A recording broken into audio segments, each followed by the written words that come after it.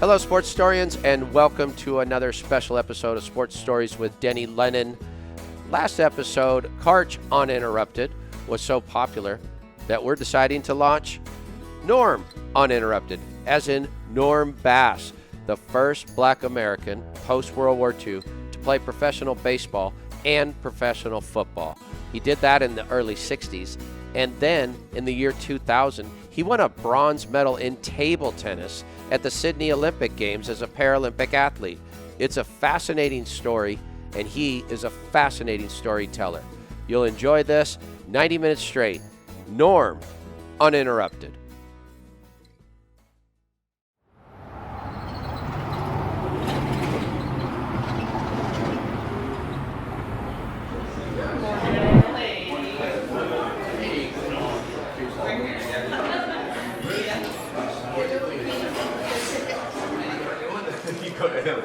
I'm glad we're doing this as a coffee company because you come by here most days, huh? 6 days a week. It's on your way back from the Y towards your house? At the Y, Westchester Y, on the way down, I go home this way. So I stopped in here 2000, and I've been having breakfast ever since.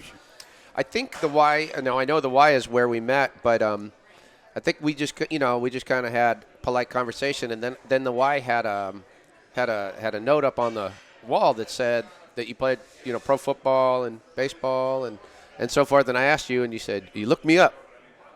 Yeah, but we never did talk about none of this stuff. We didn't. I didn't talk about it. I thought you already knew a little bit about that. I didn't.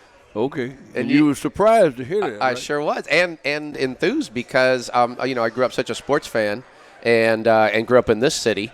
And so, once you came down and then Dick Bass, I knew who he was because, we were big Rams fans growing up. So all of that was exciting for me.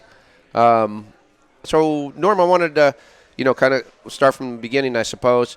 I know you're born in Georgetown, Mississippi, right? No. No? Laurel, Mississippi. Laurel. My brother was born in Georgetown. Okay. Left there when I was two or three. My dad brought us out here when we were about that age. We went to California, Northern California. Yeah. So your father grew up in effect, Jim Crow South, Mississippi, 1914. Same thing born? that they had. Yeah. It was all segregated, all that. Yeah. So and you ended up in Northern California, and I think the shipping and maritime industry was booming about that time. They had jobs that was open there in Vallejo, and my dad was trying to find a job out of Mississippi, so he went to Vegas at first. Then he finally migrated to Vallejo, California, and he got a job there, and that's how we got out of here. Tell me a little bit about growing up in that part of the country and just your talking about Northern California? Yeah. Well, I didn't know anything about discrimination or racism or nothing like that. Everything I learned, it was real. And my dad never did talk about none of that stuff. And so we grew up with sports, and that's all I ever wanted to do was just play sports. I wasn't interested in raids or protests or none of that stuff. I just wanted to play ball, man.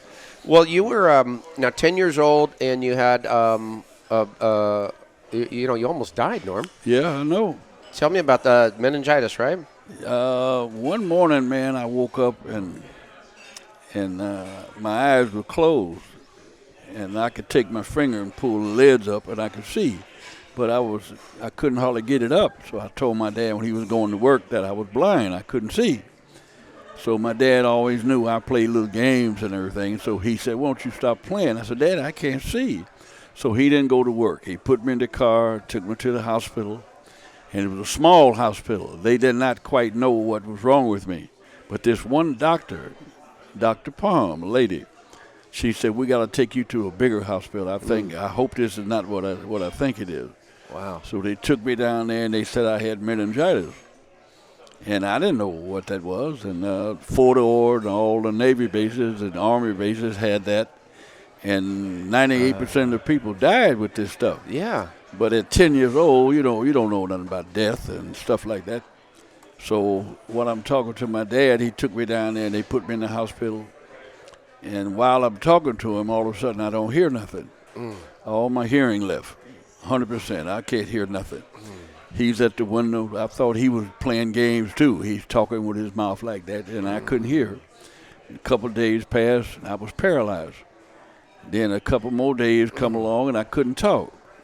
And I'm laying up in the hospital like that for about 3 months.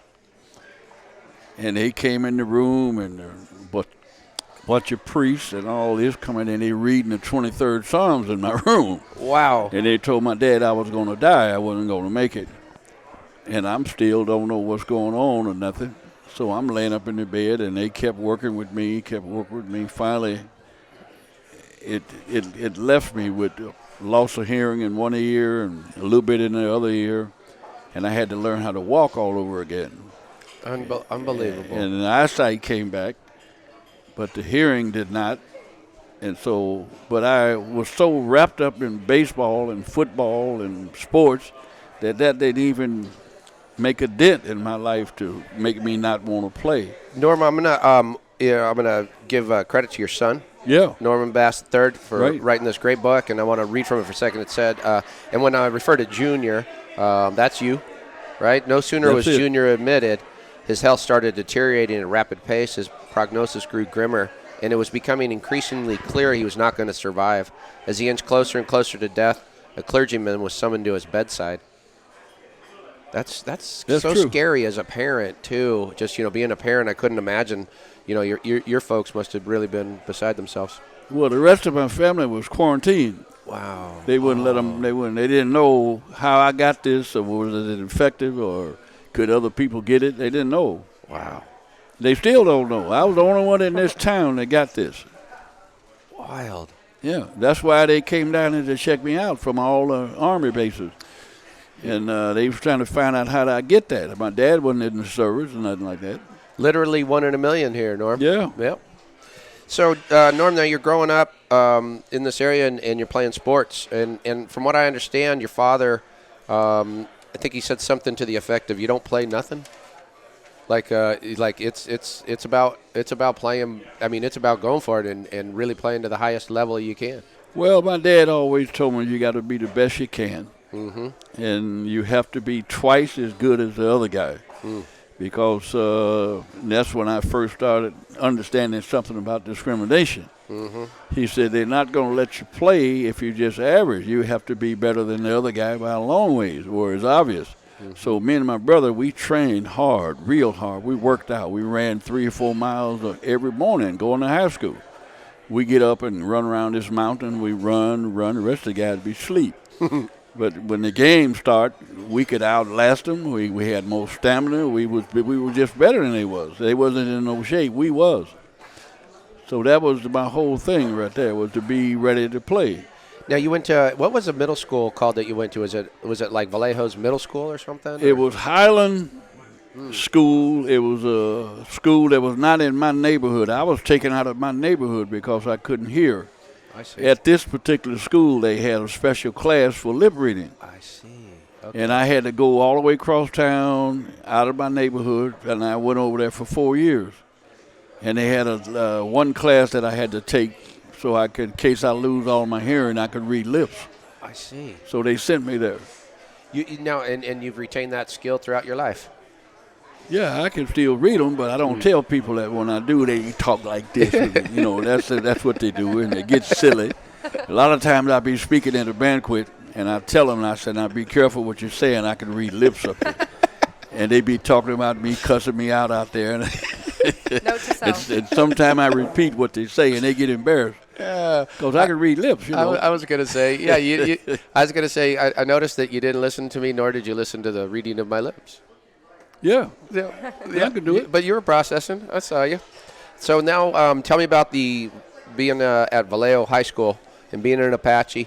Did you enjoy your high school years there?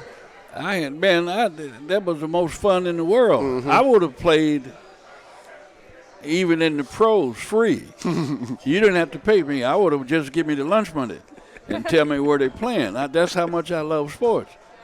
And any kind of sport it was, I could play anything. I wasn't a football player on a basketball court, and you look and say, that guy's not a basketball player, but I look like the rest of them. I could play the game, whatever they was doing there. Your father taught you a lot of sports. He had a background. He was a boxer, right? He's a prize fighter? He was a black middleweight champion of Mississippi. Unbelievable. And so, but he was familiar with all sports, and he brought you boys up playing a lot of sports. He played semi-baseball, pro baseball in Vallejo, and we used to shag balls for my dad and all that. Now, I want to the listeners, I want them to understand who Dick Bass was. So he's 2 years older than you. About 2, yeah. Yep, and he's built a little different. You're a little taller, and he's about 5'9", and in high school he was 165. He was he set the state high school record, 37 touchdowns in 1954 as a high schooler, and then All-American at College of the Pacific, now Pacific, and then second pick in the draft to the Rams. 3-time Pro Bowler. So he had actually he was number 1, but the number 1 that they had went to the other league. Oh, I see. Who was the but number? in the NFL, he was the number 1 draft with the Rams. Do you remember who the number 1 was? Billy Cannon. Oh, Billy Cannon. Billy Cannon. Like Louisiana or something? He went to LSU. LSU. And he gained about 600 yards. Dick gained about 2,000 or whatever, and he won the Heisman. Dick didn't win that. Dick should have won that, but a black dude had never won that title before at that time. That's something. The first guy to ever win it was 1960. Okay. He was a guy named, what was his name, Ernie. Ernie Davis. Yeah, right? He died. Syracuse? He died in camp. Syracuse. He was sick. He had leukemia or something. He died. Yeah. He went to the same school Jim Brown. And then Jim Brown followed him. Okay. So so we're talking 50s. You guys are at Vallejo High School, and you play. So you're playing all 3 sports. 4. That's what is track. Track, baseball, basketball, and football. Football season. Football season, everything that was seasonal, I would play. Mm-hmm. And one interesting thing I found when you were in your senior year, right? You were picked to play in the Shrine game. That's it. Right. So tell me a little bit about getting picked for that. That was when it was North versus South. It was the North against the South. South had beat the North to death for about 6-7 years in a row. The North had never won. My coach had to sell me to the other coaches because Vallejo didn't have nobody to go down there. So he told them that I was the best defensive player in Northern California. That's what he told them. So it's Northern California versus Southern California, and the Shriners were like that's who sponsored. Would put on the tournament. Yeah. And I mean, would put on the big game. Now, Norm, did they have like a week of practice or something like that? We practiced about 2 weeks. You know where we practiced? We practiced at Old Pepperdine over there in Vermont. It was Pepperdine College. That's where we practiced right there. Is that right? Yeah. And you seem to win every position. Like you were the best kicker. Well, what had happened there, we had a quarterback that they had picked, and he was a little bitty guy, pretty frail. And he would get knocked down easy in the scrimmages, and he couldn't throw the ball. Like the write-up said, he was All-American, but he didn't do it. So I could play fullback, halfback, any position. So we only had one fullback. When he got tired, I'd fill in for him. And they would take the ball and pitch it back to me, and I'd run and I'd throw a pass. And I kept completing this thing, 30 yards, 40 yards. And the coach said, Norm, you ever been a quarterback behind the tee? I said, yeah, in the 10th grade. He said, get back there. And I got back there and got a couple of snaps. So when the game started, I'm the starting quarterback. Wait, and you won the kicking position as well, right? Well, that was automatic. And they couldn't. I was kicking good then. That's what I was doing it. And then on defense, they played you on defense? I was a safety man on defense. I was a safety on defense. I played fullback. I played quarterback.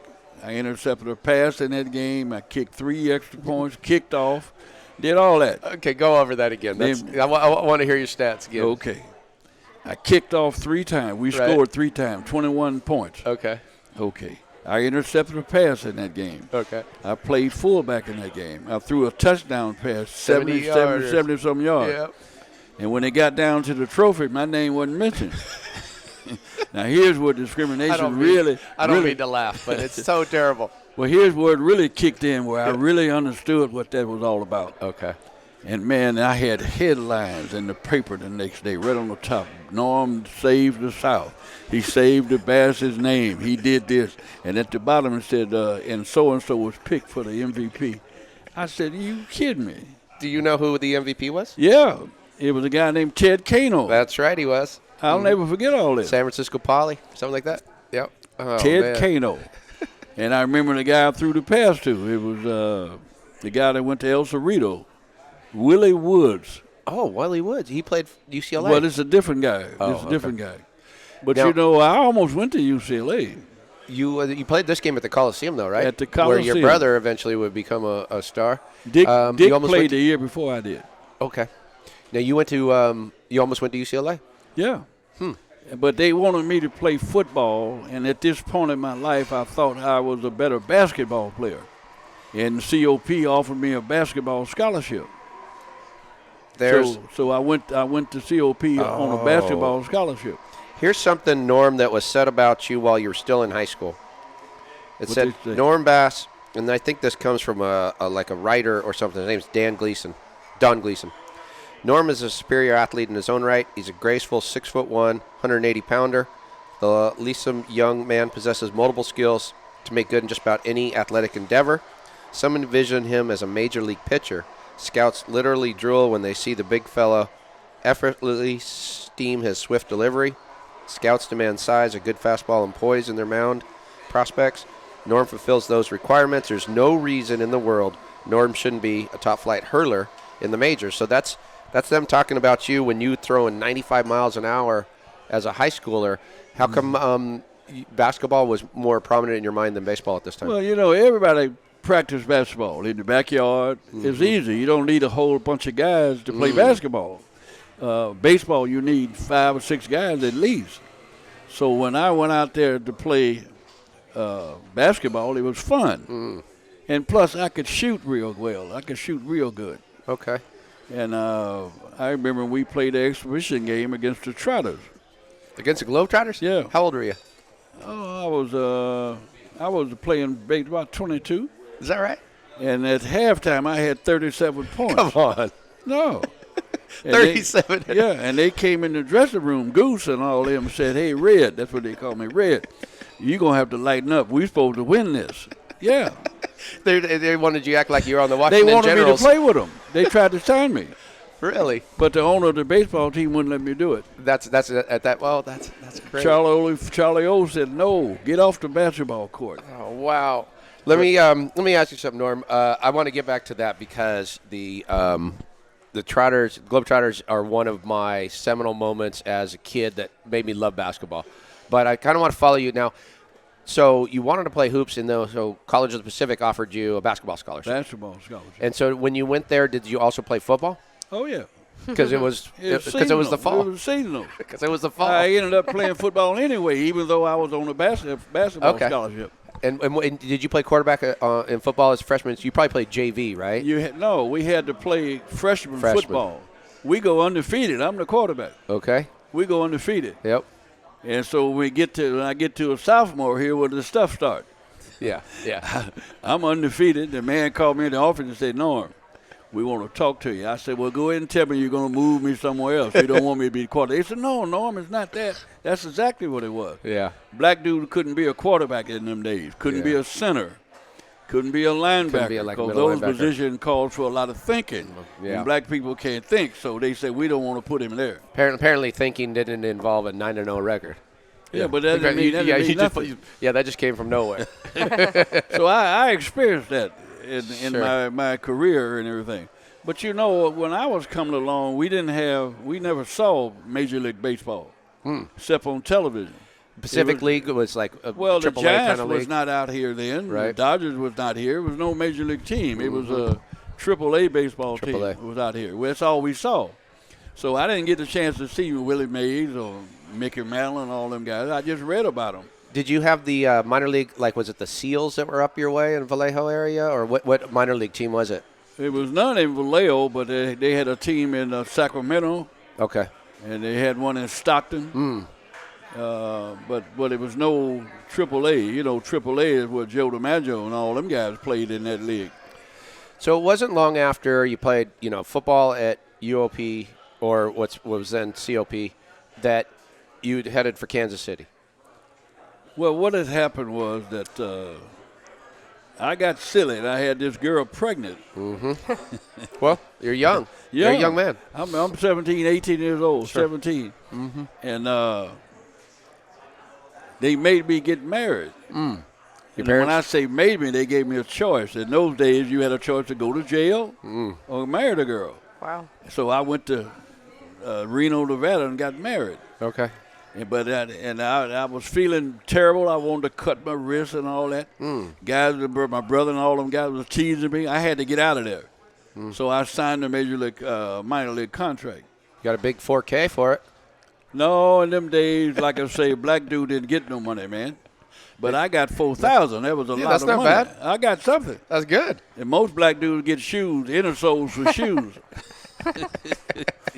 So you got that, and you moved to Kansas City. What was the was that the first time like you'd been an extended period away from home and? Well, that's the first time I ever been out of the state of California since we've been here. Sure. And I was the first one in our whole town, that little town, that went on to play professional baseball. And I didn't know too much about that. And they sent me to Florida. That was your first assignment for rookie ball? I went down there. I was signed to a AA contract when I was 19. But the AA team was in Little Rock, Arkansas. They weren't going to have you there. Can't play there. No. So they sent me to Pocatello, Idaho, where I could play. And that's where I played my first year. Were there any white people in Idaho? Yeah. I'm looking for somebody that looked like me. But it wasn't so. Wow. And I never seen snow before too. Was that a culture shock? I mean, I'm sure it was, but, I'm sure you had to make a lot of adjustments as a young man. Well, I couldn't go in a lot of restaurants up in Idaho, man. Yeah. They still had all that stuff going on up there. Wow. The waitress didn't know how to say that she couldn't serve me. I said, what's the problem? I made her say it. She said, well, the owner said we can't give you food. I said, you kidding me? Let me tell you a story one time there. We were in Idaho, right? And the girls and boys, they work in the stands. They clean the seats. So me and this girl, we used to talk all the time at the ballpark, and we became friends. So she invited me to come to her house, meet her parents, and have dinner with her parents, right? And I'm in class C ball. This is C. But I'm better than the C ball, but that's the only place they could put me. So I'm sitting up there eating pheasant and stuff I ain't never seen. I'm eating it, and the rest of the people were eating, but they was eating fast, real fast. And they got all finished before I was halfway through, and I was wondering what's going on in here. So they go in the living room, and I'm sitting there. When I got through, they said, come on, Norm, come on in here. So I go in the room. They say, okay, what you do? You sing, you dance, what you going to do? Oh, my gosh. That is awful. I don't mean – I laugh out of That's what they said to me. Boy, I was so mad I couldn't even see. That's what they asked me. Goodness. Oh, I mean, they had never seen or been around black folks. And they had read and heard, and that's what they asked me. Man. I said, you got to be kidding me. This is before the Look Who's Coming to Dinner movie came out. All that. Yeah, before that. You had to break the ground before. This is in the 50s. Yeah, you had to break that ground. Boy, that must have been uncomfortable for you. It was real bad. Well, in college, the white kids that came to COP came from little towns like Placerville, California. No blacks lived there, and the first time they ever saw a black person was at college. Well, that's what college served that purpose for a lot of people. When I go out with them and talk to them, they would rub my hand and see would that come off. They would grab that, and I'd take my shoe off, let them get my toes. I got silly with it. No wonder you got kicked out of restaurants. I said, any different? They said, no. I went through all that. But, I didn't get mad to the point where I'd go to jail over that. I just figured that these people just don't know. These were the days, Normo, and you would be like, you go rookie ball, and then you go D, C, B, A, double A, triple A. Did you have to stop everywhere? You had to spend at least, by the standards of baseball, was 3 to 4 years in the minor league before you can come to the big league. Yeah, like even Maury Wills didn't get on the Dodgers roster until he was like 27. 10 years. Yeah, it was ridiculous. But Willie Mays even went to the minor league. Right. But Ernie Banks never did go to the minor league. So every franchise might have had discretion over it, but that's generally the rule. Well, he played in the black league. That was enough experience he had, okay. And he was awful good. But I was ready before they called me up. When you were in the minor leagues, Norm, is that when any of your arm trouble started? It started in 1959. Mm-hmm. I went home for 3/4 of the year and didn't pitch that year. I pitched in 58. Mm-hmm. Pitched in the Winter League, 58. Great season. No trouble. 59 when the arm trouble started. Mm. In 1959, I had to go to the different doctors. They sent me to the Mayo Clinic. They sent me to Johns Hopkins. They sent me all over the United States. And at this time, you're pretty much just throwing fastball? Yeah. So Fastball. Nothing else till you got to the there was bigs? no such thing as Tommy John or none of that. Sure, of when course your not. arm go bad, they say, well, that's it, son. Take a couple of aspirin to go home. What and then so you'd play in these minor leagues and then you'd come home for extended period like the summer or like late summer, fall or something like that? Would you come back home? The season was over early in September. Mm-hmm. And then you would go home and have to get a job Sure. because 6 months of playing baseball didn't pay enough to cover the year. Had your family moved down to Los Angeles at this point because Dick was on the Rams? Is that why? Well, we moved to California in the 40s. Well, sure. No, I meant did they move from Northern California to Southern California at this point? No, Not yet. never did. Oh, never did. Okay. No, my mother and father stayed in Vallejo. When did you start staying in Los Angeles area? 1960. Oh, about 60. Okay. Me and Dick he was with the Rams first year, and me and him lived together. And we was close, so we lived together all them years. So it's 1961, and this is the year you get called up to the A's. Is this correct? What had happened was that they called me and told me they was going to invite me to come to camp. Invite.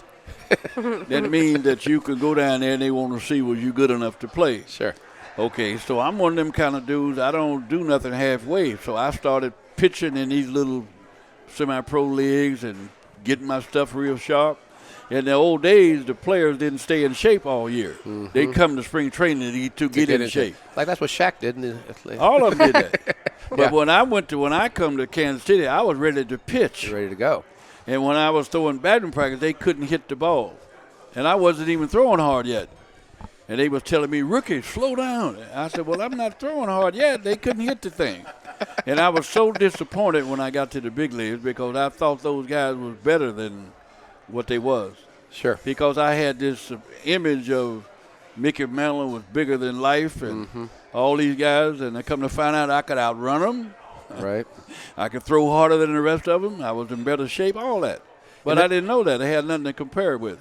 The National League had a little bit of a jump on the American League in terms of overall talent, I think. Well, In they those days, did because they was the first ones to sign Jackie Robinson Right. and this and that. Mm-hmm. So a Did lot of the American League came around late to that. You know who was the last team to get a black player in the American League? Probably Boston. Yeah, Boston Red Sox. It's always Boston. Guy named Pumpsy Green. It's a common theme on my show. Is these Boston people. But you know who was the first NBA team to put 5 black players on the court? Might have been Boston. Boston again. Yeah. Yeah. Well, that's because Red liked to win. Yeah, he wasn't interested in what you look like. Yeah, he was more interested in winning than anything. So tell me a little bit about being up in now you're living in Kansas City, obviously full time, and I read somewhere where you're throwing over 100 miles an hour at this point. I had it up to 100. Wow. There wasn't no guns. How did they? See, I had an easy motion, but when I got about right here to here is where my speed was. And the batter was kind of relaxed a little bit, and that ball would jump on him. I didn't throw hard back here. I threw from here to here. And this is where you would learn a curveball. Different guys showed me how to throw a slider and this and that. Joe Nuxall showed me how to throw a slider. A guy named Bob Shaw used to show me how to throw a curve, and I didn't know. See, when you're growing up in Vallejo, there was nobody there that was professional. Mm-hmm. They didn't Makes show. sense. They couldn't teach fundamentals. I didn't even know how to put the foot on the rubber to pitch, man. What? I had it straight away. You're supposed to have it. You're supposed to lift it and turn it. Yeah, sure. I didn't learn. So when I learned that, the fastball got that much faster. Wow, of course it did. Yeah. Isn't that something? I didn't know about a jacket. You're supposed to wear a jacket when you get through pitching. Yeah. But when I went to spring training, I loved to bat. I could hit. Right. And when I first pitched in one of those exhibition games, they told me to go out in the outfield and shag balls. I said, what about the bat? What about, he said, pitchers don't hit down here in spring training. I said, what you mean? I'm mad now. So I'm out in left field fussing, and one of them old dudes heard me fussing. He wouldn't got the manager. The manager said, young dude out there think he's supposed to hit. and he's out here fussing his butt off. And so they got on the microphone and they called my name. They said, "Norm, come up to hit. We're in a game." I came up to bat, and all the people were looking. I hit a ball on top of the palm tree. Yeah, just got lucky and hit it on top of the palm tree. And that day on, all the pitchers batted. Yeah, I changed all that. Wow. Now, so what's really interesting is you're a big personality, but so is this Charlie Finley. And it's right around this time he buys the Kansas City A's. And now, for those that don't know who Charlie Finley is, he's probably one of the most influential owners in the history of baseball. Yeah. He's like a maverick type of guy. He eventually introduced the designated hitter, night games to the World Series, but he also had all this crazy stuff going on to bring ticket sales. Well, he tried to put monuments in center field, graves and all that, because the Yankee Stadium, they got graves out there in center, but it's big. And he wanted to do the same thing. They wouldn't let him. So he had a bunch of little kids dressed up like shepherds. And he put sheep on the other side of the fence, and they would be up there with the sheep, and he would paint them green, red. He would do all that stuff. It's hilarious. What I could ascertain is he liked you a lot because you were self-assured and confident, much like him.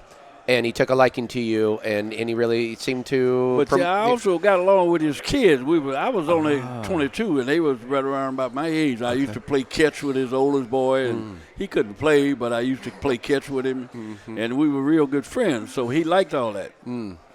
He had a zoo out behind left field or something like that. Huh? Like he'd have animals out behind left field for people. Well, to he had the sheep up there. Then he bought that mule, Charlie O, he called him. The mule would walk around the ballpark with a big sign on it. Yeah, he was a maverick. That's the best. He was an insurance salesman. He sold more insurance than anybody in the world. Right. That's how he got his money. And then he got his money, and he bought half the team, and then he bought the other half, and he was. He lived in Gary, Indiana, right outside of Chicago. Sure. And every time we beat Chicago, he would give you $100 cash, all ones. Stripper money, huh? And when we had dinner out there, he had steaks. He had a professional cooks out there cooking these steaks.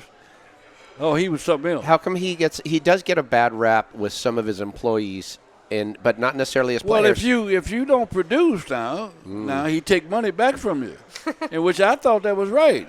I didn't see nothing wrong with it. Because me and him agreed. I give you $100,000 and you don't play. Give me the money back, right? Give me the money back, and Finley would take the money back. And that's a no-no because the union come in there and these guys get $30 million a year. Next year is still guaranteed. That wasn't true with Finley. He upset your manager, though, Joe Gordon, right? Oh, yeah. Because he basically was telling Gordon, I guess, to pitch you? Well, what had happened was Joe Gordon was respected as a renowned manager, and he was the manager, and the general manager was known also. They determined that they was going to send me to the minor league, and they wasn't going to let you have to pitch. You have to, in order to make the team, you got to be there more than 30 days. I see. After 30 days, they sent out who they want to send out, and that's the roster. And 29 days had passed, and I hadn't pitched yet. So Finley said, I want to see him pitch. So I come to the ballpark, and there's the ball sitting on my locker, on my bench, on my chair. That means that you are the pitcher, but they didn't tell me that. I was up all night, pissed off, going to the nightclub. I don't drink, but I'm playing music all night because I'm getting ready to go to the minor league. I go to the ballpark, and I'm pitching. I'm really pissed off. So I get in the game, and at this point, no pitcher on our team had won and went the distance yet. That particular game, I went the distance. Gave up 2 runs. Who did you pitch against? Minnesota. Okay. I gave up 2 runs. And they still was going to send me out. And so Finley said, wait a minute. This the only guy I got can win a game. Why would you send him out? He don't know nothing about strategy. But because I had an option, they got a thing called an option. If you are called up to the big leagues and don't make the team, they got 3 options to send you back and nobody can get you. And I had options. That's why they were going to send me out, not because I couldn't play. Right. And so Finley overruled them, and they got into a feud and with I can me. imagine, and he's the owner. And I make headlines. Bass gets one more chance. I ain't did nothing. And they said, so they said, well, we're going to let him pitch one more game and see what he look like. So they put me in the game in Chicago. I go 7. We got beat on an error. I pitched a great game. They couldn't say anything. And that went on for about 2 months. Then they said, well, we're going to put him in the game in Washington. I go out there and pitch a shutout. Jeez. So that went on. So I make headlines. So finally, when all that settled, that's when I realized I was in the big league. That's when the excitement came down. There's something that anybody who's listening to this or knows you from the Y will understand. You're a little bit of a woofer. Oh. Yep. Now, I wasn't the first one, but I talk more than anybody that played, though. This is from your son's book. This was the time period when Junior became a draft practitioner in the art of talking shit. The element of woofing was nothing revolutionary, particular for amateur and professional Negro athletes. Riling and distracting an opponent with personal insults, needling and prodding an opposer to the point of fisticuffs was the ultimate goal. The roots of baseball smack had been firmly grounded in the Negro leagues. Where did this all come from? Is it a little bit of your childhood, a little bit of what you saw? Well, growing up, they had a thing called the dozens. The dozens. And that means that you talk about another guy's mama. Okay. And if you do that in the black race, you will get killed. Okay. But you also had to be this good to do that. And I was pretty good with this. Good with the fisticuffs. So it wasn't just the talking. I could handle this also. Sure. And I was bigger than most of them guys, so they had to take it. So when I got to baseball, nothing changed. That was my personality. So I talked to these guys. I say, since you playing tonight, man, you ain't going to be able to hit this smoke. I would tell them guys all that. And then when I strike out a guy, I said, man, take it on back to the dugout. Don't look what you're looking. Don't look back. And I'd be talking all that. And they had never heard that kind of stuff. They heard a little bit of the wolf, but not much. Yeah. Yeah, I like it. And I was doing that, but winning. Now, did your teammates, I'm sure if I was your teammate, I would love this. Yeah, they did. Right? But, I mean, were there some people who pushed back? No, they didn't have enough. They couldn't talk enough. Okay. They had a little bit of thing, but they couldn't do enough. Okay. Anything they could get on me, they loved that, but they couldn't get nothing. Something that when I think about it and that place you had in history there, and when I say, I want to make sure our listeners know, when I talk about the Kansas City A's, they're the precursor to the Oakland Athletics. Okay. So, they're up there. But you're in the American League, and so you're visiting Yankee Stadium. And, I mean, that must have been something. I mean, growing up, a baseball fan, my ultimate goal, I knew I wouldn't be a pro baseball player, but I knew I was going to go to Yankee Stadium just to see when I was about 7 or 8 years old, me and my sister were close. She's about a year and a little bit younger than me, but we were close. And my brother, he was the oldest brother, so he wasn't close to like we were. And I used to tell her all the time, I said, Dorothy, I'm going to pitch in the big leagues one day. And she used to say, won't you stop that? I said, I'm going to pitch it. I'm going to strike Mickey Mantle out. That's what I told her. At 7 years old. Look out. So when I got to New York, I'm on the mound, I'm pitching, and Mantle came to the plate, struck him out. I said, I got the Mick. I got the Mick. You got him. Black out. Oh, heck yeah. Yeah, I struck him out the first time I saw him. And I balled my fist up, because I knew my sister, I used to tell her that. I said, I got him. And you got the Mick, but Roger Maris is also in that lineup. In that first game in New York, he didn't do nothing. Okay. He went 0 for 3. But he got me in Kansas City. He got you. Got me good. And this was in 1961. 1961, July, home run number 27. Man, See, you don't forget none of that. I don't forget it because I did the research last night. You don't forget it because you did it like 60 years ago. That's unbelievable. That's what the son said to me. But of the so for those who don't know, Babe Ruth had the most hallowed record, which was 60 home runs in a season. And in 1961, Roger Maris was on fire, and everybody was speculating whether or not he would get to 61 home runs. So it was, would he get 61 and 61? And the difference was, I think the Babe only played maybe 142 games or something. 154. And then we played 162. And so he got those 8 extra games, so that was some hubbub, and they talked about the asterisk and so forth. But nonetheless, it was a great achievement. And even though he took you deep, your name is going to be cemented in history forever. I'm in the Hall of Fame. Yeah, right. Like I'm listed. It's all listed. listed. The picture that threw it up there. I'm in the Hall of Fame. Big list, number 27. That's me. So cool. Nice. It is. But you know, at the time, do you when he remember hit that the, at bat? I remember what happened there. I threw a fastball about his knees. He's a low ball hitter. Yeah. He hit that thing over the wall, over the back wall, and landed on top of a barbecue joint over there. Oh, yeah, he hit it a mile. But at the time he hit the home run, nobody would have ever thought that he was going to go on and do all this. Okay. Because 27, that's a long ways from 60. Sure is. Because he didn't hit 61 until the last game of the season. But at that time, and just think how smart some of these guys are. He played in Kansas City, Roger Maris. He hit 16 home runs the year before I got there. 16. But the ballpark is 350, 370, 420, big ballpark. Yankee Stadium 301 down the right line, a little short fence. So they visualized if we take this guy, he's a pull hitter, and put him in New York, those fly balls will be home runs. That's right. And that's what they did with him. Okay. He was a warning track hitter in Kansas City. You know, he hit it, they catch the ball. But in New York, he was a power hitter. Only because the ballpark is small. Yeah, that makes sense. And he hit that last one, if I remember right, right over that 301 foot. Like the last Tracy one. Stollard was the guy That pitched that one? that threw up the home run. But see, I get letters from kids, fan mail. I get about 15 a month. And here it is 400 years later when I played. And these kids still write. I just showed you one. This is one here. Oh, that's what? Let me see. That's a fan mail letter. This is the one right here. Can I take a look at it? So this is when you're on the Kansas City A's, right? That's when they sent those pictures. They want me to sign them. Let's see. Dear And they Mr. write Bass, letters. I'm a big baseball fan. Yeah. So this is, let's see, 61, 63.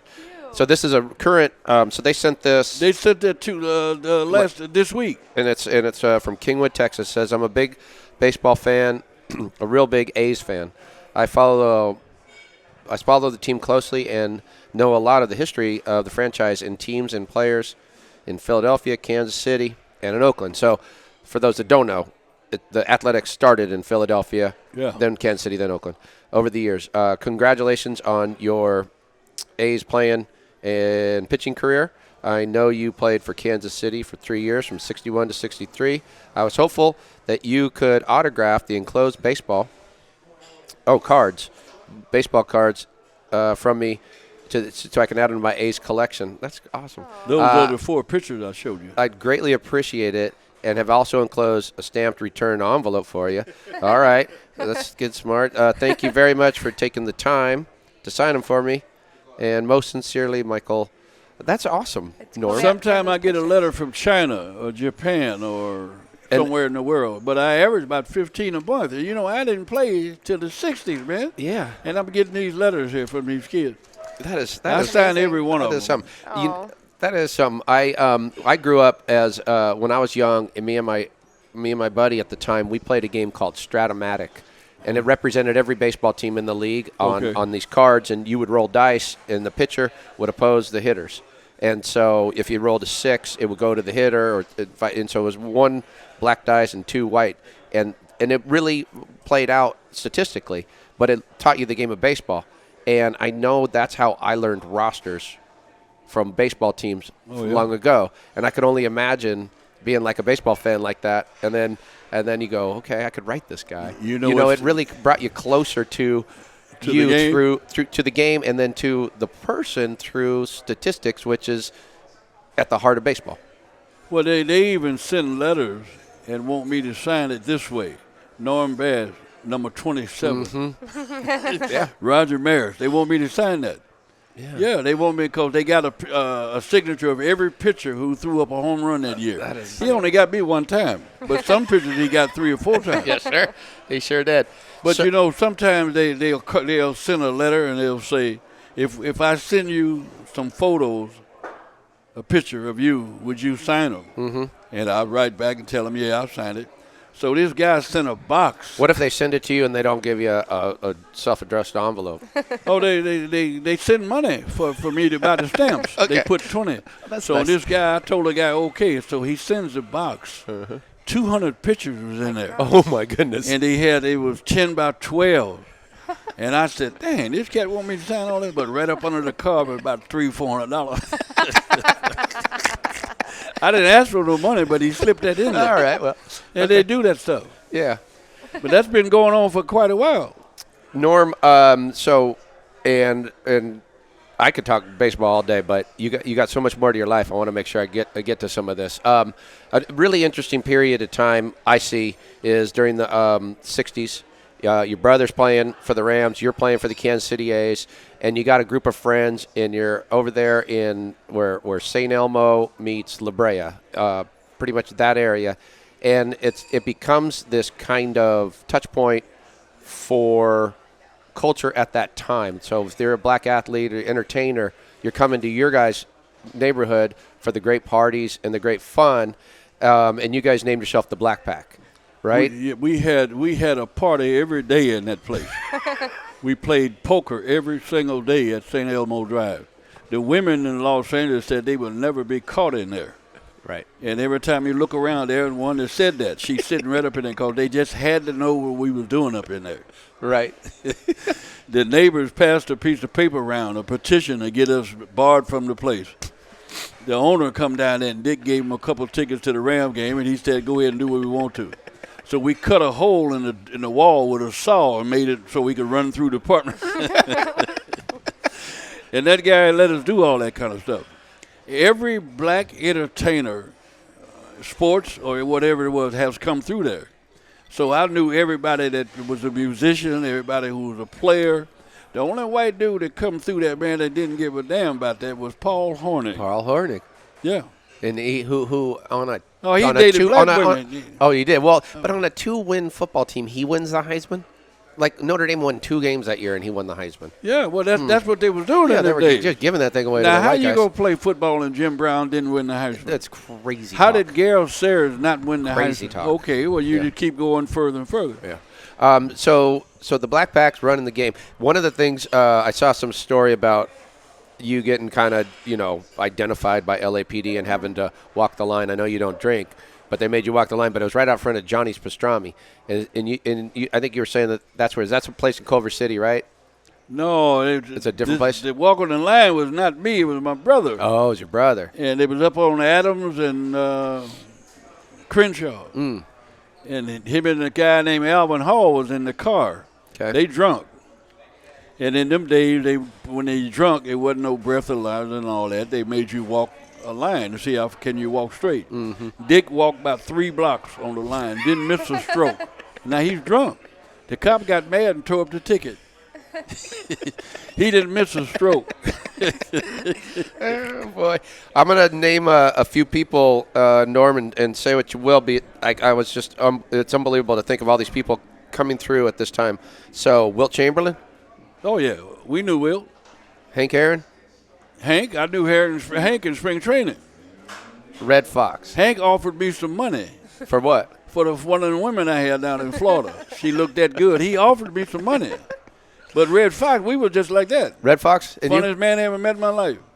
Besides, he was a character, Red Fox. Wow. Yeah. So, okay, Aretha Franklin. Now you done started something. Okay, that's all right. We got time. We got time. No, I got time. no. If you got time. What you want to know? The book indicates that maybe you were dating. Were you dating? Well, what had happened was we was on about an 18-game day homestand, and we had Kansas City. I don't know her, and I could walk from the hotel I was living in, a black hotel, to the ballpark. Mm. So I'm coming down the sidewalk, and it started raining. And when it rained in Kansas City, that's it. You know the game is rain out. Mm-hmm.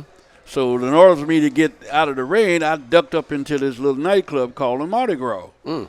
And lo and behold, she's appearing in there. Wow. But I don't know her.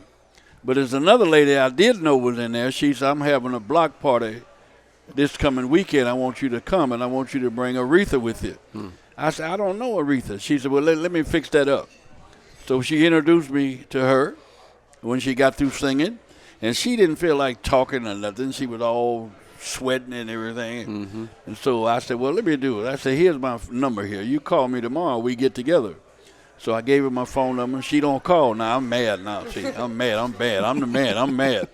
So I'm walking down the street, and I run into her. Lo and behold, I bumped into her. And I called her a bunch of names and everything. And it was a record that came out by a guy named Chuck Jackson. And I asked her, had she heard that record yet? And she said no. But you could put a quarter in the record machine and play 6 records almost, just like that. So I put it in there, and I'm on the way to the ballpark. And she listened to that, and she hummed and listened to it. And about 2 times she had the whole song down. She liked it. So I said, well. What song? Yeah, Wake Up Crying was the name of it. Okay. And she liked the song also. So I told her, I said, well, I'm pitching tonight, and why don't you and your manager, she had a manager, a lady named Sue, come to the game, and you can come out there and watch to see what I do.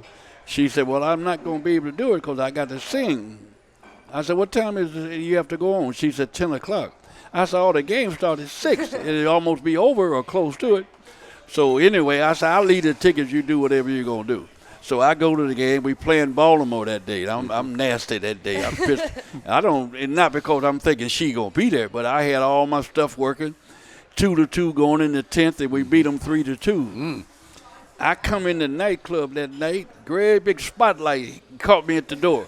And I heard in the background, my man, this is my man. I'm going to dedicate this whole night to this guy.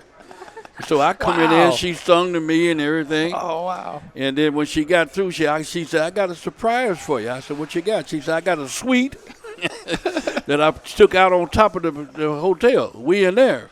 We go in there, and she got this record on this little machine, and she's playing that record. Oh, look out. And all night that went through with that. Oh, all right. And she's singing to me, man.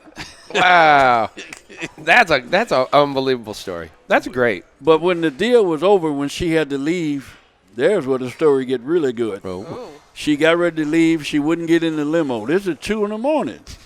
She didn't cry. I don't want to leave him, crying and all that. Wouldn't get in there. So I had to coax her in there. She'd break her loose and run down the sidewalk. Wouldn't get in there. Finally, she left. So when I get home, I tell all the boys about this story. Yeah. And they don't want to hear it. They say, he lying again. I said, no. So I come home. About 12 of them was out there that day. And I didn't know something was up.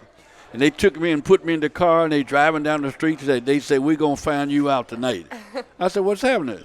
She said, Aretha's appearing right down here tonight at a club called The Hideaway in L.A. In L.A. I didn't know that. So we go down there, and on the way down there, I had to do something. So I said, if she see me, she's going to stop playing and run through the crowd and jump on my neck and cry like a baby. And they said, man, won't you stop? So we go in there, and lo and behold, she's playing the organ. And she saw me coming through the crowd. She stopped, cried like a baby, ran and jumped on my neck. I didn't know she was going to do that. I hadn't seen her in a couple of years. That is fantastic. Yeah, she did that. Now they mad. Now they're real mad. They're like, oh, yeah. Yeah, they mad. Oh, that's something else, Norm. And so the boys don't want to hear that story. No, they get to hear it now. How about, I understand, Bob Gibson, Jim Brown, these also came through? I know all them guys. And they're also coming through. Now, one of the stories I found interesting was about Cassius Clay. This is before he was Muhammad Ali, and even before he fought Liston, I believe, right? Yep. So how did you meet him? What had happened was that there was a lady that used to play poker with us, the only woman that played poker. She could beat all the fellas but me. And so I used to tell her, I said, if you want to get better, give me $5. And I'll give you some training on Wednesday. So I've talked to her. She said, you know what? I know a guy that run his mouth just like you. I said, who is it? And she was talking about him. Had you heard of him? Oh, yeah. Oh, sure. But she didn't use no name. Okay. And she said, I know this guy, she said, that run his mouth just like you. I said, well, get him in here. Get him in here. So I looked up, and she brought him over to the house. He come in the house hollering about he was the greatest. And he got up in the couch and started running up and down the couch. We playing poker when he came here. And when we play poker, we got our guns on the table. I got mine. It's like, who doesn't do that when they play We got poker? them sitting on the table. So all of a sudden, we all turned around and put the gun on him. And he got down in the crouch and stayed in the crouch for about an hour, scared to death. So you guys are just messing with him. Because he won the Olympic gold medal. We know all that. And he was coming up the ranks, but he hadn't won the title yet. Yeah, so that's how I met him. So That's that's a nice introduction. Did he come back by? Huh? Did he come back? Oh, he come back by a few times. Yeah. Yeah, he come back. And you guys getting a woofing contest? Well, we'd introduce him to women. He was a square, man. He didn't know how to talk to women. Uh-huh. He was just a boxer, big dumb boxer. He couldn't play no other sport. Really? You would think a boxer would be pretty agile, pretty athletic. We take him to the basketball court. He's dribbling with both hands. I've never heard Muhammad Ali made fun of before. But he didn't have any coordination, nothing. Oh, wow. So this is about a year, I guess, before he beats Liston for the title. So he's got to beat Patterson to get to Liston, I think, or something. I don't remember. I forget. I don't know if he did or not, how that went, but I know he whipped Liston in Florida. Yeah, he sure did. Yeah. But so look at all these people that you're rolling with. Anybody I left out that you remember from coming through that time that was an interesting character? Well, Gail Sayers used to come through there. We used to laugh a lot. If he saw me right now, he would run right out the room laughing. He would start laughing. And yeah, he's from Kansas, right? He played football in Kansas. Do you know a guy named H.B. Barnum? He's a musician. He plays for movies on themes and things like that. He was well known, a musician. Sure. Well, he come by there one day looking for Dick, and I was the only one at home. And he came by there and we waited. I said, Dick's supposed to be here pretty soon. He said, you play cards? You're like, yeah, I dabble. We play, so he wanted to play a game called Tunk. Okay. And head up, and we playing for $10 and $20 if you tunk. I'm beating this guy's brains out. About 5 or 6 games in a row, I'm taking all his money.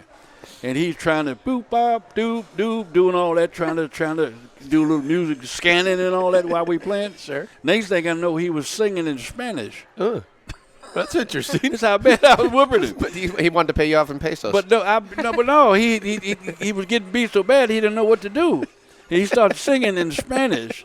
I said, dang. There was a KIIX TV show that was going on in these days. Now, was that like a local television station? Is that why a lot of these the athletes would come in and they would go on that show? Do you remember this at all? I read somewhere your son was writing about. It seemed like that might have been a local broadcasting show, like something like KDOC or something like that. But well, I know that my brother and Bill Russell and a guy named Purvis Atkins was the first black dudes to have a sports show on television. Yeah, They was on that show. Wow. In the background was Quincy Jones and all that, but the thing folded. But they was the first one to have a show like that. This is a time, in the 60s. Obviously, there's a lot of racial tension in this city as well as in the country, and LAPD has a terrible reputation. Oh yeah. But I understand, was there at one point a judge who ordered you guys to, stay within your own boundary or something like that? We were barred from house parties. From your own house parties? No, from other folks' houses. Okay, there you go. And the judge said, I don't want you guys attending no house parties. You can have your own. That's why we gave parties every night. Okay. But we couldn't go to nobody else's because we fight. Wow. See, it was 3 or 4 of my buddies was down here that didn't play sports, but they all from Vallejo, and that's all we did in Vallejo was fight. And so we get in the fight down. Them guys didn't know that we was treacherous, man. That was one of the reasons Dick and my buddy went into the bail bonding business. If somebody jumped bail, you could go get them and beat their butt. Is that right? And they went up on a ship and whooped a sailor one time. That's a turnaround on the Zoot Suit days. So they loved that aspect of it. It wasn't about the money. It was just whooping this guy. Wow. So, Norm, how is it? Tell us, how does it end with the Kansas City Athletics? 63, I think, right? Well, the arm was so bad that I couldn't even take a shower, man. The arm was just locked right there. I couldn't throw. Then arthritis was sitting in, and they didn't know what to do with arthritis in 1965, 60, all that. And I got hold to a doctor there, and you know what he was giving me? 16 aspirins a day. Jeez. He said the more you put in your system, the better it is. It burned a hole in my kidney and all that. Couldn't even drink water because of that. So I stayed on that for 2 years. Then I stopped taking that. Then I got into watching what I eat and everything, and I started feeling better. That's how I got into chicken and fish and all that. Okay. I met this guy that was doing acupuncture from China. And acupuncture was illegal in the United States when I met this guy. But he would meet in people's houses, and he'd call me on the phone, tell me to come over. I'd go over there, and he'd stick a couple needles in me. He'd fix me up. Wow. He the one who told me about the diet. So did the Kansas City Athletics send you back to El Paso? Is that how that happened? Well, they sent me to El Paso. Now, I pitched one game in that league. I win, but I can't even eat. My arm locked. Couldn't throw.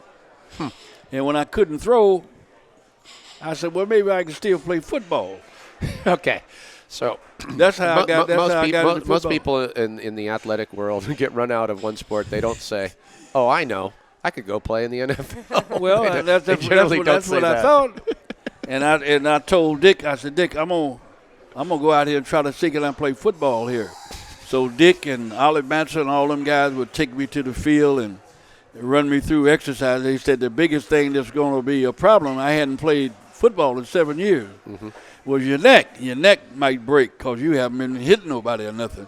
So they ran me through a bunch of drills. They got me ready. They worked me out and all that. And the Rams wanted me to come out there for them. So Dick Bass, Ollie Matson. Matson was a USF guy, right?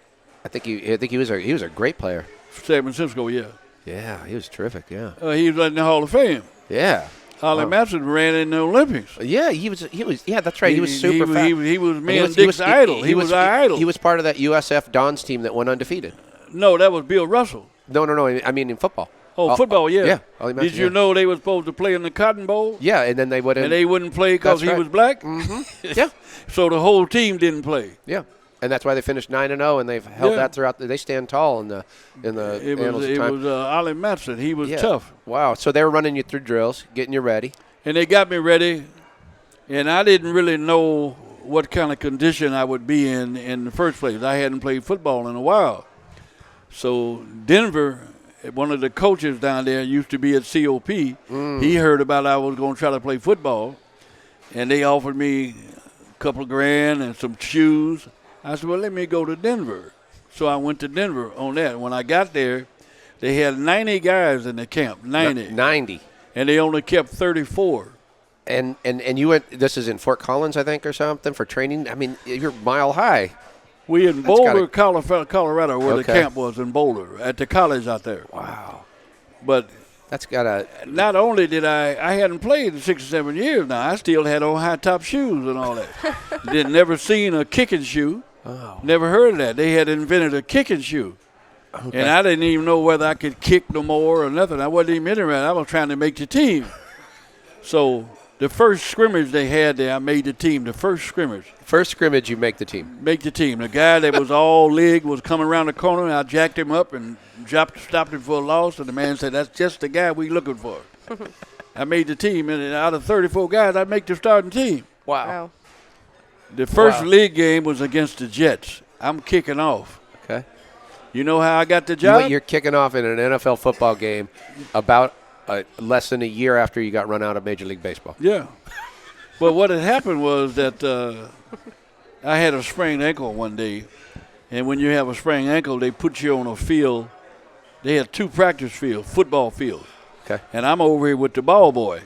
And I said, hey, man, you got a tee in there? Kick it, where you put the ball on the tee? Mm-hmm. And he said, yeah. I said, get that out. Let me try something. I put it down, and I limped up to the ball with a sprained ankle, and I kicked it and went about 20 yards. I said, baby, I wonder, can I still do this? I was just curious. So I kicked another one, went about 30. And there's scrimmages going on over here. Mm-hmm. So I got back this time, and I rooted one and went off the field, over the goalpost, upside the wall. And they stopped the scrimmage. And the coach said, who in the hell kicked that ball? I'm talking stuff, not me. I'm the one did it. You're like Forrest Gump running through and they said, practice at Alabama. Somebody get him a kicking shoe. I said, give me some tennis shoes, man. And I was the kicker. Wow. Okay, so your first game against the Jets. The Jets. Yeah? How'd that go? I kicked off. You kicked off. And all them guys was teasing me about coming to base football, go back to baseball on the sideline and all that. Mm-hmm. But I could handle it. I said, don't let me catch you on the field out here nowhere. Mm-hmm. How'd that game go? Oh, we got beat. Yeah. We got beat. Denver didn't have, but on that team we had some individuals on there that was pretty, almost a lot of them in the Hall of Fame. Yeah. Willie Brown was on that team. Wow. Ike Lassiter was on that team. Hewitt Dixon was on that team, the running back. Sure. Did I ever tell you that one of the players that I played with at COP was playing with the Oakland Raiders? His name was Wayne Hawkins. He was an all-pro lineman. Mm-hmm. He told Al Davis that I was over there at Denver and I knew all about the game, and I'm going to hook you up on the phone with him, and anybody you want to know about, he'll tell you. So he called on the phone. He put Davis on the phone, and Davis asking me about Hewitt Dixon. Al Davis getting deep intel from the guy who played against all these guys. And did you know I told him about Hewitt Dixon? They had him at tight end. I said, he's a running back.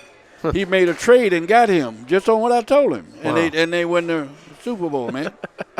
Wow, look at you doing this behind the scenes Well, work. Wayne Hawkins knew I was pretty smart. I was a smart dude. I could figure out something. We had a coach in college. Wait, I thought you weren't smart enough to play quarterback, though, Norm. Well, that was in the freshman. But the coach on the team, he judged your smarts by a checker game. Wow. He played checkers with everybody, and he judged your intellect by a checker game. He don't know that me and my dad played 300 games a day of checkers in the 11th and 12th grade. Okay. And so we get on the thing, and I jump all his checkers. I just jumped all of them. And he was following me around the campus. He told Dick I was a genius, man. Man. Is there anything you can't do, Norm? And I'm talking all this stuff to him. How did it end with Denver? Arthritis got so bad, I couldn't walk. Mm-hmm. I was taking shots from a private doctor, cortisone, so I could even go out on the field. Mm-hmm. Finally, I had to stop. They didn't even know I had that.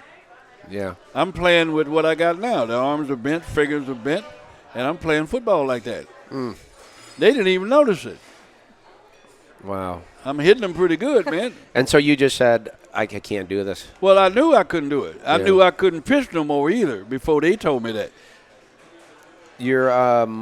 Your son writes in the book about being at the crossroads, and it's like slowly, cruelly, my father was ushered into a world of uncertainty, only with the knowledge that his professional athletic career was suddenly over at the age of 26. It was early June '65 in El Paso. Texas would see Junior in a professional uniform for the last time. Then he was unceremoniously disemplaned to an empty, desolate place called the Crossroads.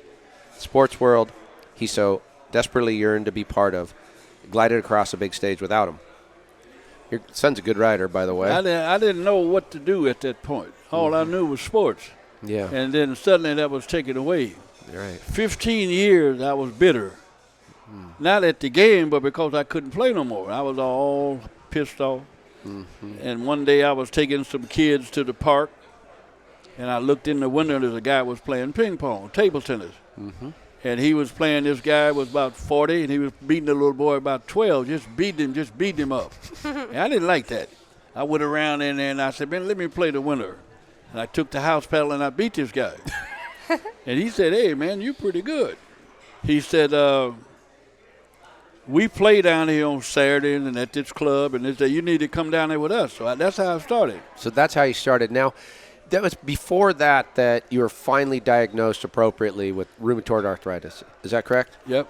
And one of the things I found so interesting is, so you're diagnosed with rheumatoid arthritis of the most severe type, but your mind starts racing backwards, and you can remember this time when you were playing pickup basketball with Robert Curlin, right? Is that his name, or you were Dr. Curlin? Yeah, and so it says your son writes, perhaps the most frightening recollection he surprised himself with was when in 1960, with Dr. Robert Curlin, my father loved to play basketball at Queen Anne Park, so he goes up and to Dr. Curlin, and you showed him your right pinky that you had injured during a recent pickup game of basketball. And Dr. Curlin says, I don't know about your finger, Norm, but you have severe rheumatoid arthritis. You have about 5 years to pitch. Well, he didn't even say that. He said about 2, maybe. Wow. So that's He wild. told me I was that's the best I can get out of that. He was a Rams doctor. And you at the time went, oh, yeah, okay.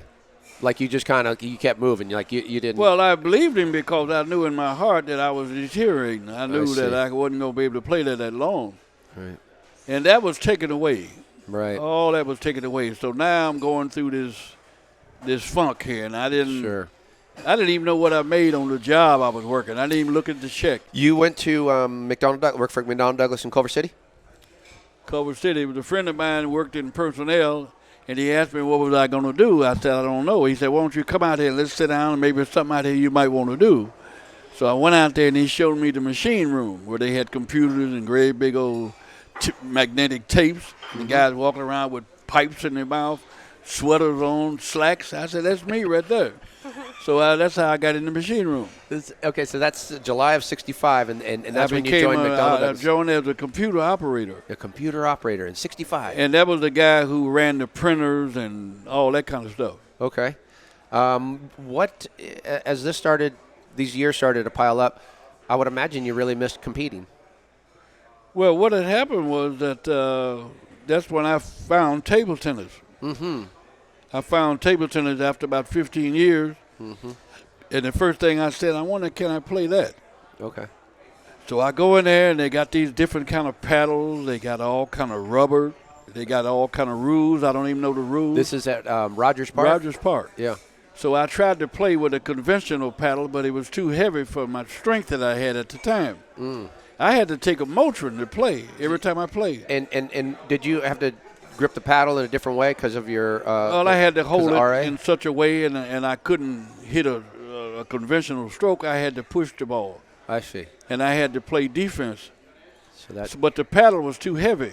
Okay. So then I picked up another paddle, and it felt just right. That was called a hard bat. No sponge. It's just rubber on the wood. Mm-hmm. And I started using that, and I got that down where I'm pitching again. I'm changing speeds. I'm hitting it hard. I'm hitting it soft. I'm moving it. So then I got excited. Now, and all of a sudden, my whole thing was fulfilled through table tennis. I find this interesting. They talk so this Rogers Park. It was the hub of people that are playing table tennis, and somebody says in the book, they say the strange thing about Norm is that he's able to take the skill he developed in the professional world, coordinate it with table tennis play, and then bring in a different personality. We never had a person, go figure, we never had a personality like Norman before in table tennis. Before, everyone was tremendously serious. No jokes on the sideline or anything, because the concentration was as intense as it could be. The concentration was that serious. Norman came in and in his own way broke up that seriousness. Everybody started enjoying playing table tennis with a lot of camaraderie and joke about a good shot. You could intimidate another player, but in a fun way. They wouldn't even clear their throat up in there. It was so quiet that you clear your throat up, somebody going to cuss you out. Because you're supposed to be quiet. They wanted to hear the ball hit the table. They wouldn't speak. They wanted to fight. And so I didn't know the rules. I come in there talking, like always. And they said, man, you can't talk. I said, where the rules at? What the rules say you can't talk? And I'm talking, and then finally they started getting into that. Then they started having fun. But it was a morgue in there, man. 30 guys sitting around the room in there. Nobody said a word. Oh, man. How you going to have fun with that? You're not. And they were so serious about the rubbers and about somebody called a bad call, and I didn't care about that. I went down there every week and took my whipping for about a month.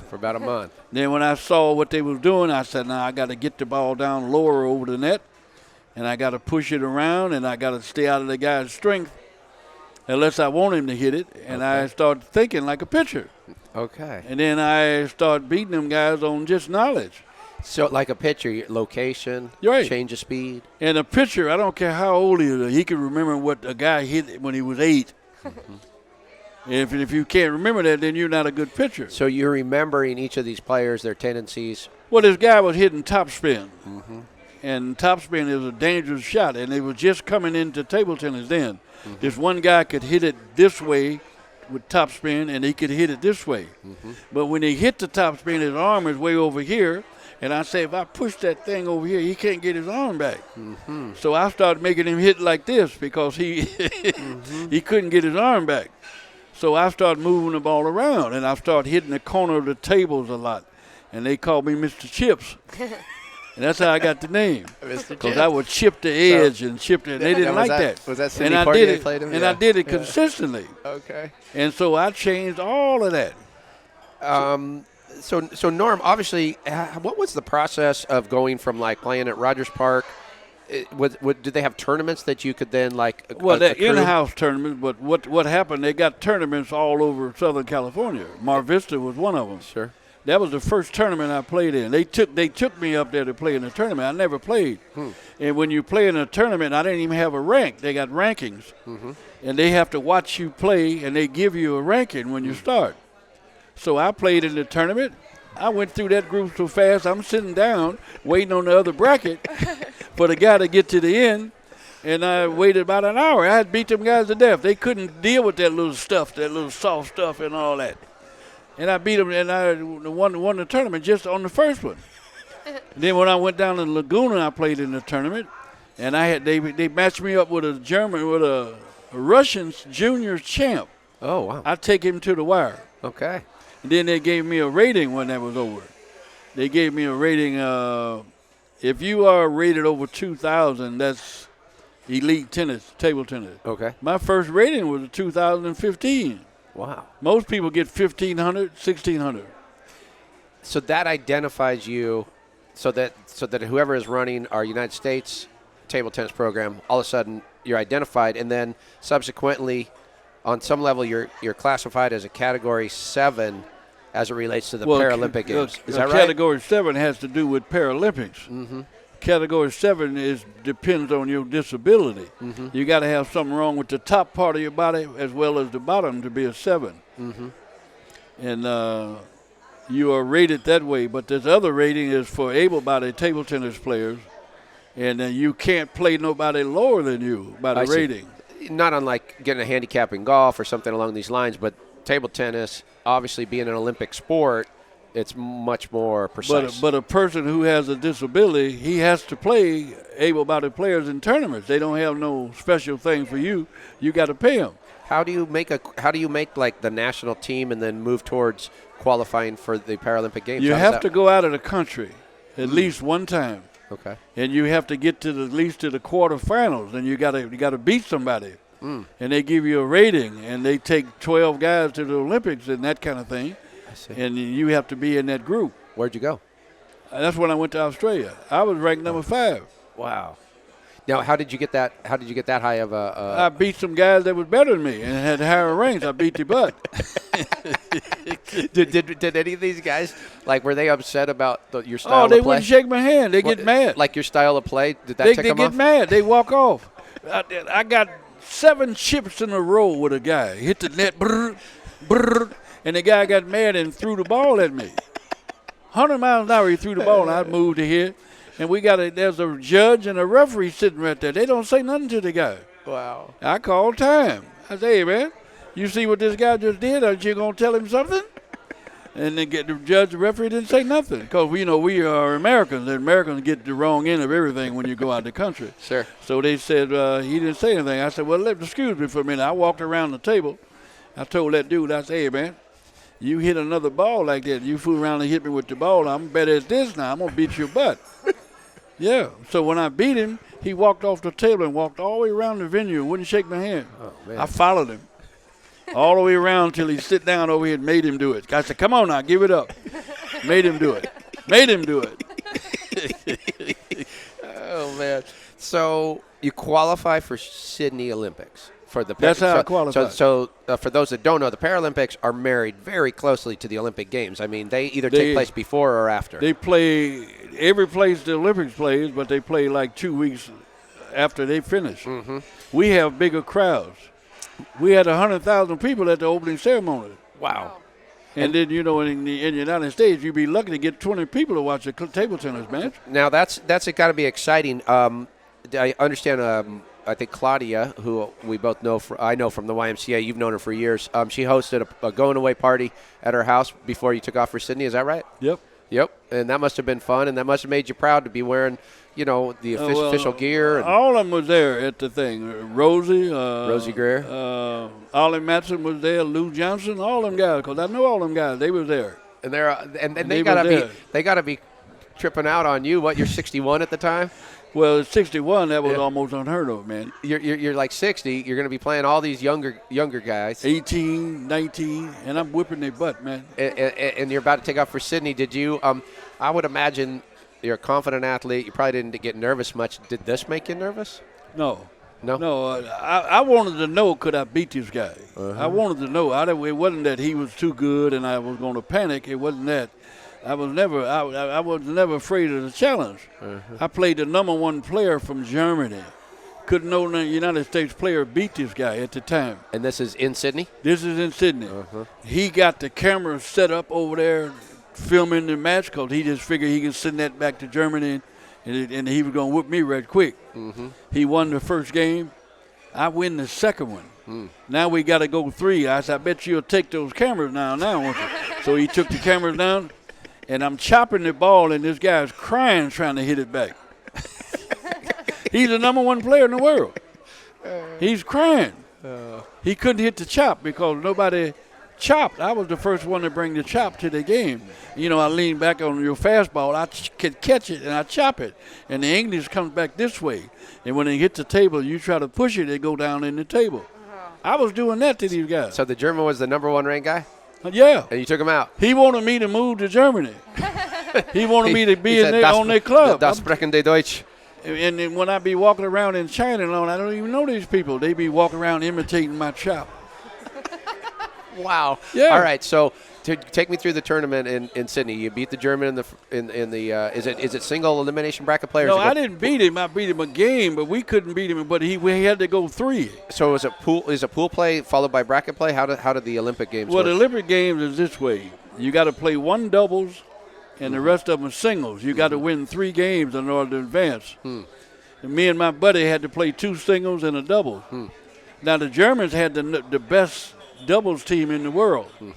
And me and him never played together, but we was on the team because we had to make up something. We beat them in double. We beat the number 1 team. Wow. But we couldn't beat them in singles. Okay. And so how did you get into bracket play? Or, how did you get into medal play?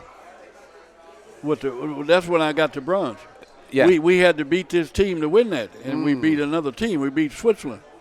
And once you beat Switzerland, you knew you had secured the bronze? Well, it was for the bronze. It was for the bronze. Yeah. And that must have been a pretty good feeling, huh, knowing you're getting Well, an Olympic that's when medal? my brother showed up.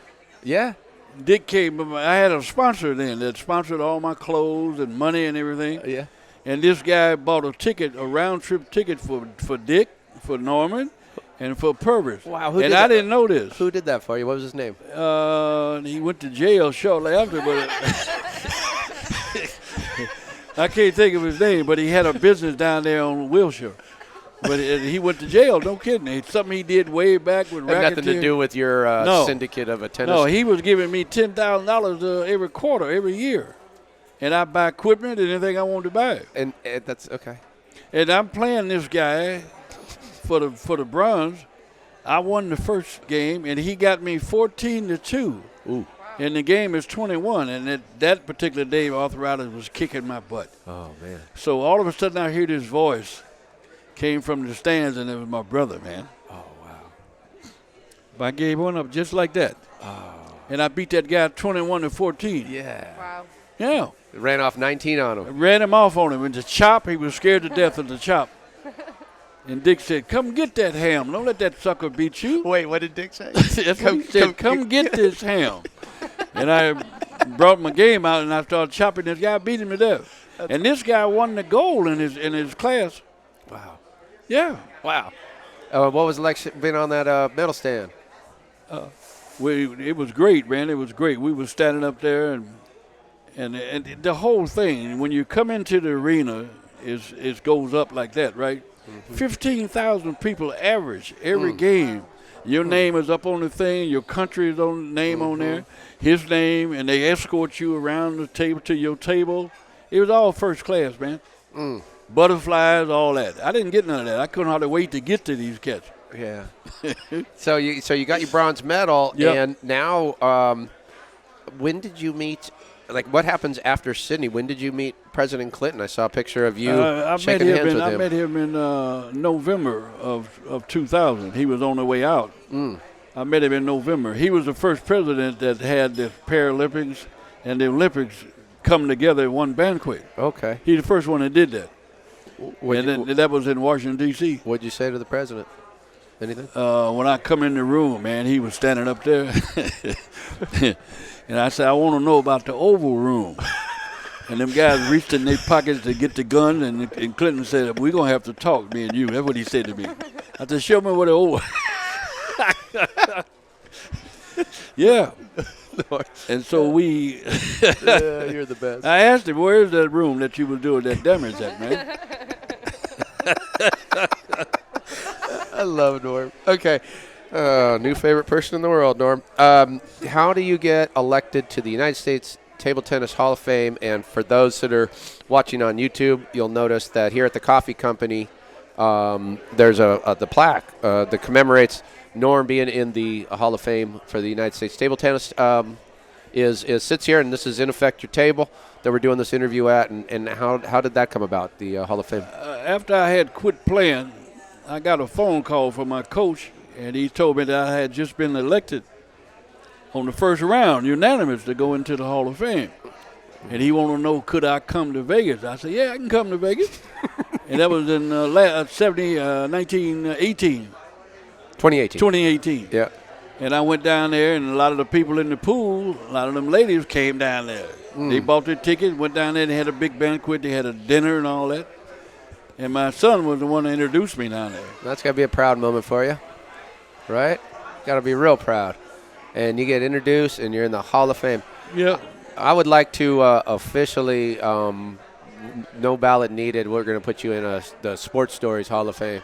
It's my show. I just made it up here, you Norm. just made it up? Yep. I'm so inspired by you that I just made it up, put you in our Hall of Fame. I was the only guy that seemed like that was having any fun, man. These guys want to fight, mad. They get all upset at their teammates and all that kind of stuff. I had to stop all of that kind of stuff on our own team. They had this couple guys that didn't like each other and all that. Yeah. Yeah. Wow. And this one guy in the wheelchair, he says to me, old man, how can you have a higher rating than me? That's what he said to me. I said, you in a wheelchair, man. He said, I can beat you. I said, how you figure you can beat me?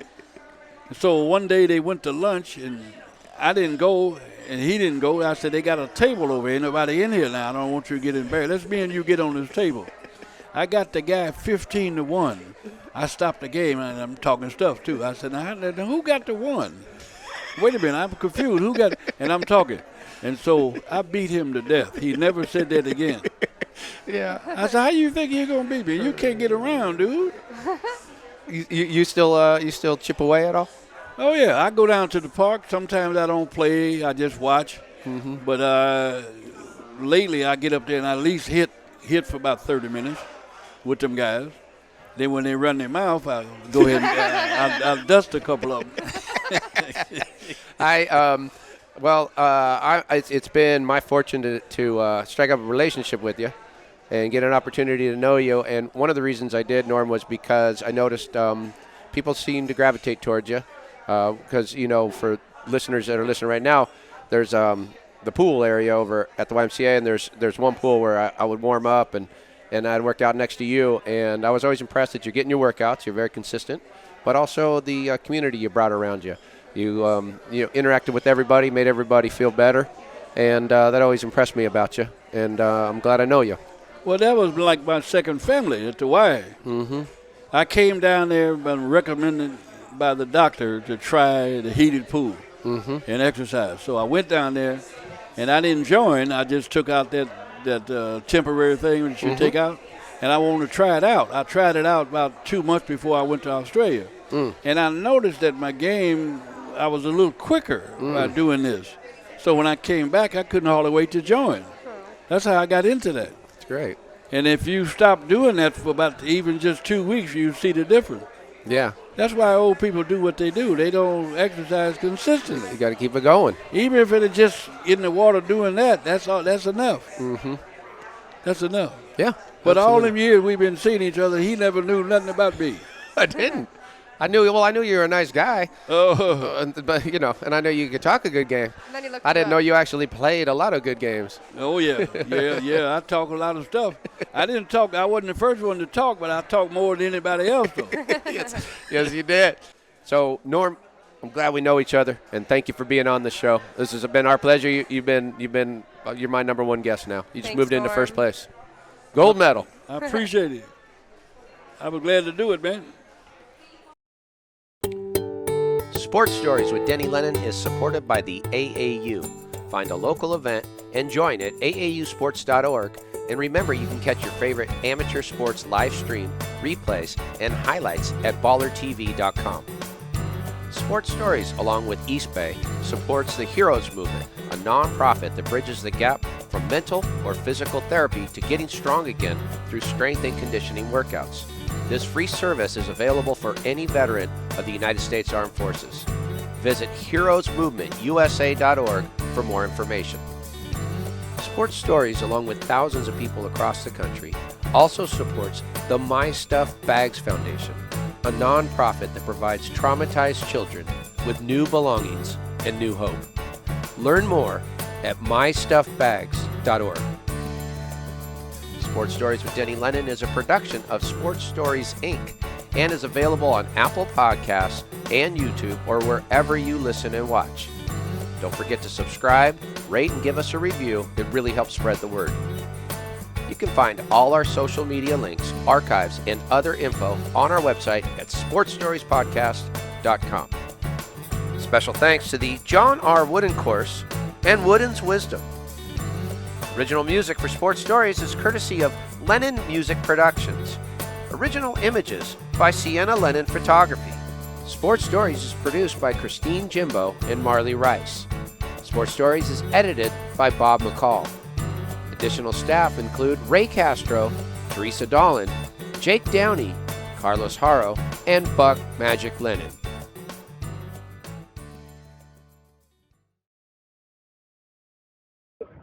Check it out, Buck.